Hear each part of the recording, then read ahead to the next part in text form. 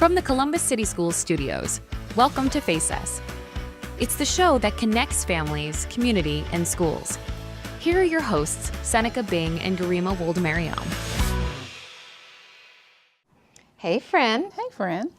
And a warm welcome to you, Columbus. You're watching Faces, and today we have an exciting program for you as we dive into the world of special education. That's right. We're kicking things off with a visit to East High School, where we'll take a closer look at how Mrs. Miller and Ms. T are supporting students through their participation in Special Olympics.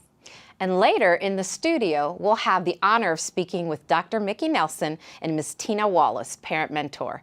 They'll share their valuable insight on how special education helps our students of all abilities succeed and the important role that parents play in supporting their journey. But first, let's catch up with Renee Harris from the latest edition of Math Everywhere, where she'll show us how math is all around us, even in the most unexpected places. Math is everywhere you look. It's in everything you do. And it can be fun to use. Join us for today's episode of Math Everywhere, with Renee Harris, our host.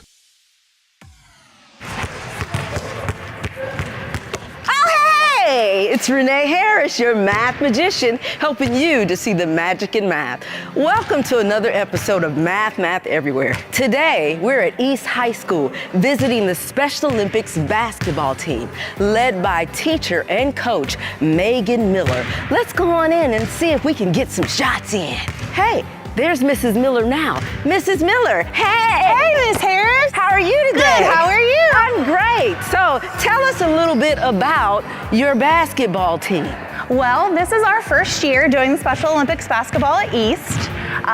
We have 8 students that are playing on the team. The only requirement to participate is an IEP. Okay. So we also have had some other student interest in the building that want to join our team. We're doing pretty good so far, one to one. All right, good. Well, you said 1-to-1. That's numbers right there. What do you do with your students to point out the math and what's happening during a basketball game? Keeping an eye on the scoreboard and counting down. Okay. We've got to be able to calculate how many points we're shooting for. Very nice, of course. So those 3-pointers really count. Greater than or less than at the end of the game. Whose right. score, what number is bigger. Yeah, the math is everywhere in basketball. Yeah, look at the ball, look at the ball, look at the ball, look at the ball, look at the ball, look at the ball. Hey, Lanaya, that is some incredible dribbling right there. Oh my, I can't keep up with you. You seem to really love basketball. Oh, I do. Up high. All right, great job dribbling. When you land a bucket in the net, how many points are you earning? 3. 3, oh, you're a 3-point shooter. Okay, 3 points, I love it. So if you were to just make a basket like a regulation shot, how much points is that worth? 2 points. 2 points, it is 2 points. Hey, Corbin, how are you today? Good. Good, I noticed your basketball skills are amazing. Do you love this game? Yeah. Oh yes, I love the game of basketball. How many players are on a team? 5. 5 players on a team. So then if there are 2 teams on the court, how many players is that altogether? 10. That is 10. Coach T, remember, I'm here to talk about all the math that is happening in basketball. So for me, I kind of think about time. Like, how many quarters are in a basketball game? It's 4 quarters. 4 quarters. And then how many minutes is each quarter? 8 minutes. 8 minutes. So that means there's a total of how many minutes in a basketball game? 32. 32 minutes. Look at you go. That's multiplication. That's math. She's multiplying. That's math. So also, talk to us a little bit about the stats. Now, are you keeping stats on your players? Yes, we do. So we keep a track of their rebounds, assists, how many points they make. Okay, and you use that information to determine their average. Okay, and do you compare their stats to other players' stats? We do. Absolutely. That's math. So one of our students is nonverbal, and we're even able to incorporate Safwan into our basketball games by using his talking device. Awesome, awesome. Can you show me that? Absolutely, let's go. Check it out. Basketball. Basketball. So today, again, we're playing. What are we playing, Safwan? Basketball. Yeah. Nice. Wow, we had a great time at East High School today visiting with the Special Olympics basketball team. So one thing I want you to remember is when you're out shooting some hoops with those kiddos, have them track the number of points that they're making, those 2-pointers or those 3-point baskets. And also maybe even encourage them to be mindful of the time they're spending on the basketball court. Again, that is math. Thanks for joining us. We'll see you next time.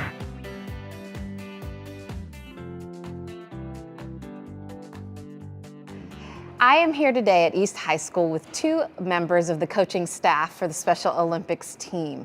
First off, I have an instructional assistant by the name of Miss T, but formerly Faith Talbert. And I also have intervention specialist Megan Miller, who's also a coach. So welcome, ladies. Thank you for being here with me today. Thanks for having us. All right, so let's dig into the Special Olympics. Tell me a little bit about, in our audience, about what is Special Olympics and what is its overall mission and purpose? Special Olympics is an opportunity for students that have an IEP to be able to be a part of a team, is what I'm seeing so far. We have students that have vied to be on the football team for the fall sports, and because of traumatic brain injuries, other health conditions possibly, or intellectual disabilities, it might not be appropriate for them to play on our school team. So we have the opportunity for them to still be involved in sports and team play through the Special Olympics program. This year we have 8 students in our class. All 8 are participating in the basketball program. We also have 2 OI classrooms at East High School that also participate in Special Olympics in a different aspect. They do a basketball skills program.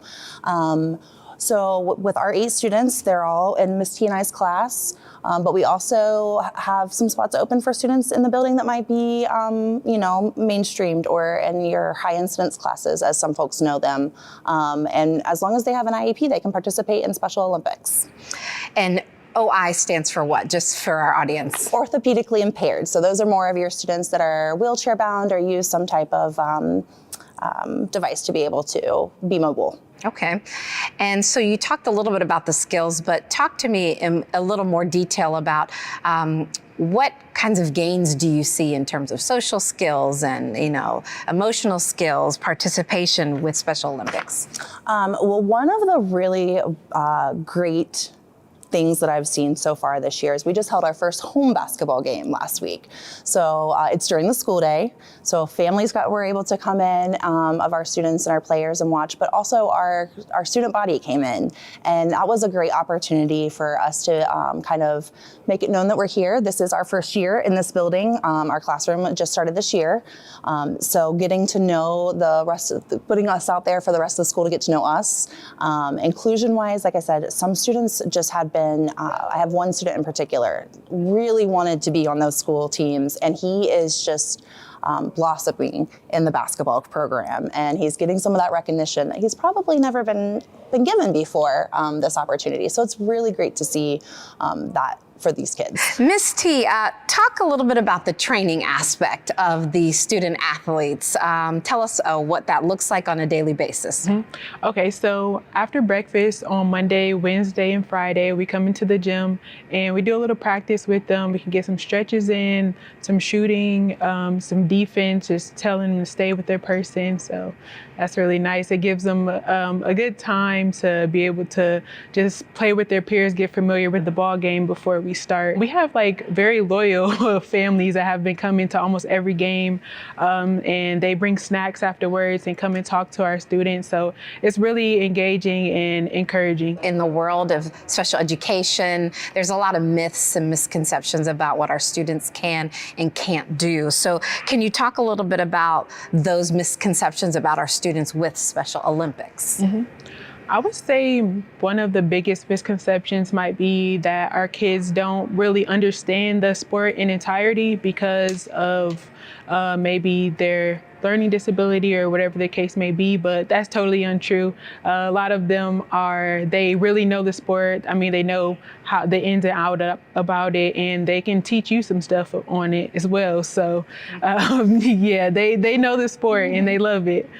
For sure. Yeah, and I know just because I too have my own children that have special needs, I know how oftentimes we modify and accommodate. So talk to me a little bit about how you help support your students with accommodations or modifying drills or practices. Do a lot of explaining to make sure that they understand on their learning level of what they need to do. A lot of repetition is important so they can remember just like, okay, this is what we're going to do this game. Reminding them like who might go in and start, or doing jump ball, like how do you do that? Like just showing them stuff over. The biggest joy I see coming from these kids is just the ability to participate in that team sport.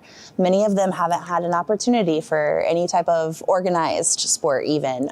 So to be a part of the team, a team playing a game that they see their peers playing, I think that makes them feel included and successful. And then again, like mentioning that home basketball game and just the support from the student body, my heart was so full. I have been mind blown with how well the student body here at East really accepts our students and engages with them and says hi to them in the hallways. And just being able to come and cheer them on again at that game was really, it was a highlight of my career, to be honest. There's not that much difference between our kids and then the general population of kids. Like they can do and interact the same way. The gen ed kids just coming out to support us, that's really awesome. We had a couple that just wanted to come and be our hype man or coach us and help us coach. So that's just awesome. I love to see the camaraderie between the two. It's a good feeling. Mm-hmm. You guys are making my heart happy listening to you. What do you all hope and dream for your students in general with Special Olympics or beyond? I think my biggest hope for my students is that they can leave my classroom because fortunately, I have these students for 4 years, most of them. So I hope in 4 years they leave our classroom and they can go be successful members of society. We do a lot of life skills in our classroom as well. So I think that being a part of the team helps, transfers into an employability situation. If they can work with others in a basketball game, they can transfer that to work with others in an employment setting. I see a lot of potential. They're still kids right now, so we're still molding them and stuff, but I see a lot of potential on independence of maybe living alone, and I just want to keep seeing them grow. We thank you first and foremost for sharing about this program. I love the East High pride with the orange and the black. But if you have a student that would like to be included or involved in Special Olympics and you're unsure in your high school, reach out to someone in your school staff. And there are also countywide Special Olympics programs in case your child wants to get involved. So we thank you for being here today, and I thank you for watching.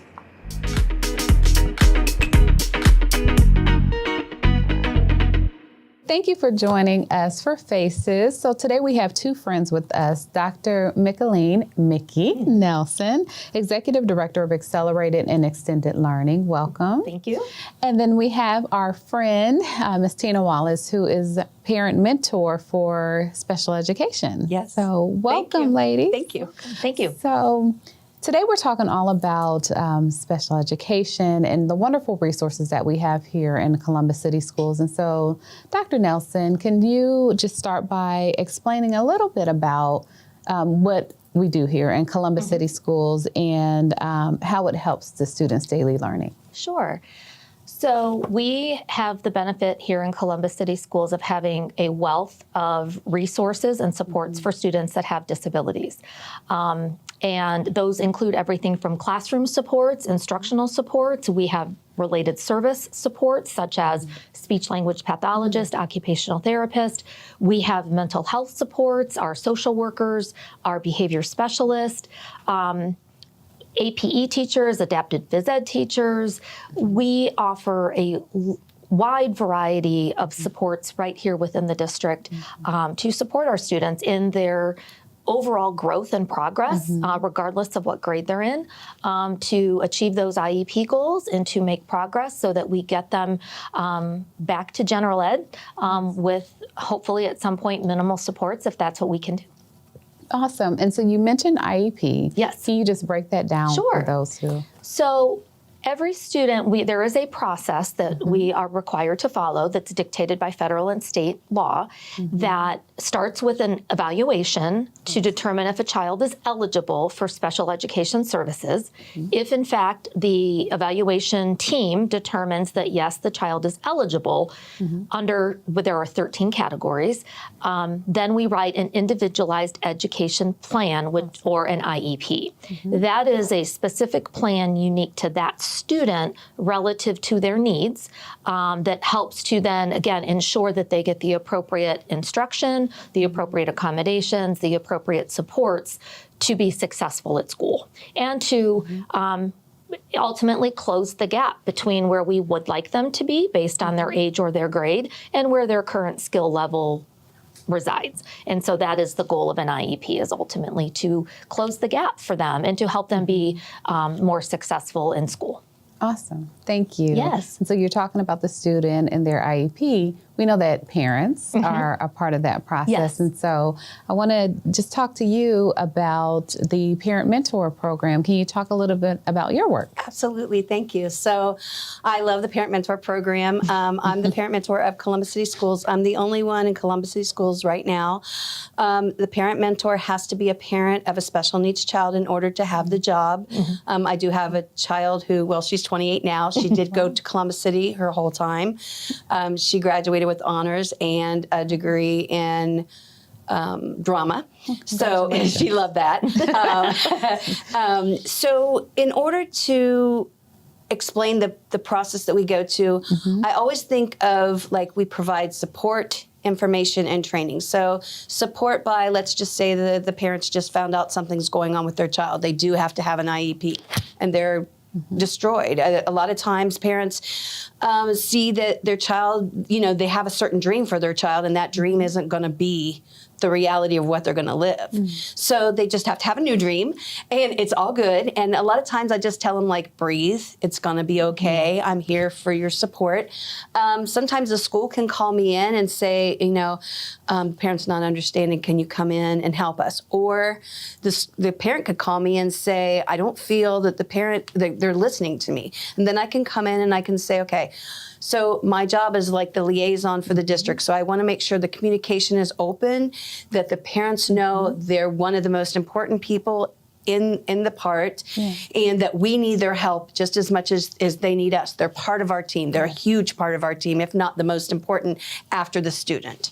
So, and then I provide training because I can, like if they are learning more about the diagnosis, I can send them webinars, podcast. I also give them, I try to hook them up with Franklin County Board of DD or Social Security. I want to make sure we also have a transition fair that we make sure kindergarten through 12th grade parents attend so they can get started. Early intervention makes a huge difference in where we're at, because if we can diagnose or figure out what's going on with the child right away, we as the team, and the parents are huge parts of the team, can make a difference in that child's life. What are some of those myths or misconceptions that you get? I think the first myth is that special education is a place kids go.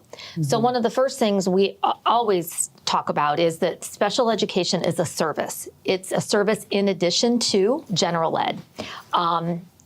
All of our students, whether they have an IEP or not, are general ed students first. So once we identify what the needs are, we have to remember that the goal is general ed. We want our students to be with their typical peers as much as possible. So that, I would say, is the first myth, that somehow once a student gets an IEP, they go to this place, this classroom, and they shouldn't be in general ed, when that's actually the exact opposite. I think the second myth for me is that when a student has an outside medical diagnosis, that doesn't automatically mean that they get an IEP. I think sometimes doctors and the medical community is unaware that we have a whole process that we are legally required to make sure happens. Because while we, yes, want to make sure that we identify children with disabilities, we also want to make sure that we're not unnecessarily identifying them with disabilities. So while the doctor might say, yes, your child has autism or your child has attention deficit, go get an IEP, that's not the place to start. The place to start is, how can we intervene in general ed because we don't want to identify students if in fact there are things that we can change within the classroom that doesn't require those IEP services. So I think that's the second myth, is that, outside diagnosis automatically means an IEP. Those I think are the two most present for me. What about you, Tina? I think that it's not so much a myth, but it's like more of a confusion for parents, that sometimes they think that if their children are struggling with an IEP, that if they get an IEP, everything's going to be perfect. And that's not always the case if we're dealing with kids who are really struggling or have that lower continents of what they can do. I think that sometimes, like, let's just say in many meetings I've been in where parents like, well, I know my kid's hardly reading and you've got them learning third grade, reading novels and stuff. And where I have to back it up and say, okay, this is the thing. The teachers, by law, have to teach the curriculum that we're given.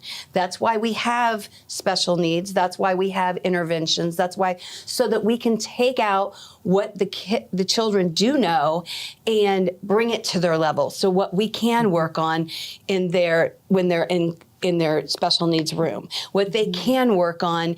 But parents need to understand that if you see growth in your child, that's something to celebrate. That's huge, and that even if it's just a little bit, we want to celebrate those things. We want to be so proud of them. And just because they're not getting all A's and B's in the parent's mind, they're flunking. And no, but you might see they might have a C or D, but the growth, we've showed it, they're going from 200 to 400, and that's huge. Even if they're not making exactly where we're at, they've grown so much, and that's those things we need to celebrate.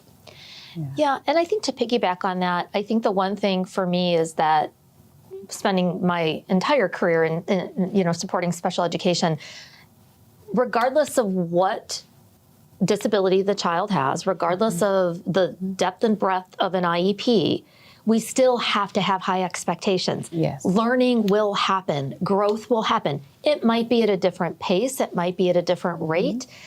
But we still want to always have high expectations. Just because we have an IEP doesn't mean that we remove all of those. So to Tina's point, we need to celebrate growth. We need to tap into the strengths.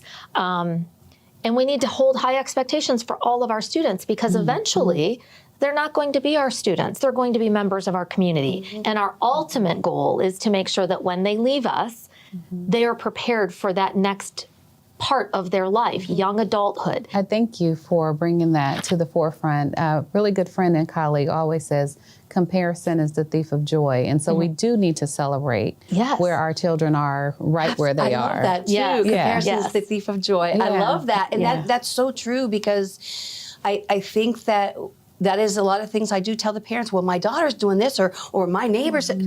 That's not, you have to focus on your child at hand. Yes. And that's why I think the IEP is so important, because it's individualized. It's the modifications for that specific child. Yes. And I think, again, that goes back to, it's universal for all kids, right? Whether you're a student that doesn't have an individual need. Absolutely. Right? Or a need for additional services or supports. Kids are kids. Everybody, learns different. And so comparing any student is not good. I mean, and for all of us that are parents, it's like you have to okay, don't say like this, because your sister never did that. Right. Right. Yeah. So I think that's just universal for kids. Absolutely. We don't, it'll be okay. They may not learn at the same rate, at the same time, in the same moment, but learning is happening, growth is happening. And so that's the celebration. Absolutely. Thank you. So we'll switch gears just a little bit about the process, because some people are a little confused. They don't know what to do. So walk us through kind of that process. Absolutely. So as Tina mentioned, parents know their children better than any of us are ever going to know their children. They know what they can do. They know what they can't do. They know where the struggles are. They know where the celebrations are. So a parent and parent input is vital. So taking the example of the parent receives an outside diagnosis from a medical doctor, and the doctor says, hey, go get an IEP. Or the parent is watching their child night after night struggle with homework or coming home and saying, school's really hard, I feel dumb, I'm not getting it. The first place to start is at the building level. Contact the teacher, contact the building principal. Ask for a meeting to talk about the concerns. That is, we're required by law to intervene before we place a child in special education. So those interventions that we might put in place might occur at the same time we're doing an eval, but it's vitally important that we don't jump too far, too quick. So always start with that phone call, that email, stopping in when you're picking your child up or dropping off and saying, hey, I'd like to have a meeting to talk about my concerns related to academics, behavior, mental health, language, whatever it might be. The team then will come together within a reasonable amount of time, include the parent, talk about where we are, what's the teacher seeing, what's the building seeing. If at that point the team feels that we suspect a disability, we would move into obtaining parental consent to do an evaluation. We cannot do an evaluation without that written consent from the family. Then we conduct our evaluation. If the team then comes back together, parent being a part of that second or third meeting, maybe fourth meeting, depending on all the stuff that happened out here, if the child then is determined with agreement that the child has a disability, then the final step would be initially to write that first IEP. If a child qualifies for special education through that eval process, every 3 years we have to come back to the table and do another evaluation, because we have to make sure that the child continues to need special education. Once that IEP is written, we come back every year to the IEP table with the family to talk about growth, progress, celebrations, and then what are the next steps. I think going back to the myth, the goal of special education is to, at some point, not have a need for special education. So I always say, lovingly, our goal is to work ourselves out of a job. If we're doing what we need to do, that celebration is eventually that child may not need an IEP. But all along the way, parents are intricate and vital to that process. This year, we started a new program at Nationwide Children's, and we got invited in October to the first round of, well, it was beginning of November, the first round of follow-up, quarterly reports on how we have 4 students in that program. We had a student who was doing so well. He got hired by Nationwide Children's. He was starting in December. And to me, I was just like, this is a student who has, this amazing gift, and Nationwide, this huge organization with lots of employees, recognized that gift and hired him. And so family was happy. We were so happy. So I think that to me is just like, that's why we're here. That's what we do. It's to get students to that point that he has a job he loves, a job that will provide a life for him. And that's why we do what we do. And we continue to do what we do every day. Awesome. That's Absolutely. great. I love that story. Yeah. I would have to say, when we were doing the transition fair, and one of the parents that when I used to work in a different part of CCS, her child came up and hugged me and was talking to me and everything. And she's like, well, I'm not with Columbus City anymore. And I said, well, why not? She said, well, because we can't get back in. And I said, what? And I said, well, where's Grandma? So Grandma came over and she's talking to me and she's like, yeah, Tina, I'm having some problems. I can't get them back in and everything. And I said, well, call me. So on Monday, she called me. We called Central Enrollment. We talked to her. She did a couple tours at different schools. The best part was, and I think that a lot of times, and I love CCS, I'm like your golden girl, I'll be, cheerleader all the way. So she said in her email, a lot of times we see the negative in CCS. She said, I want to point out a positive. And she wrote, how she was so happy she could get back in Columbus City, and how we helped her, and that she felt the love and caring and the support and to be heard. The parents just want to be heard sometimes. Yes. And so she was so happy. So I have to say that's one of my success stories, is the little girl that came and hugged me got to come back. So that made me happy. Well, with that, you hear the wonderful things that are happening in Columbus City Schools. So thank you both. Thank you. for being here and having this conversation with me. Absolutely. Thank you. All right. Have a great day.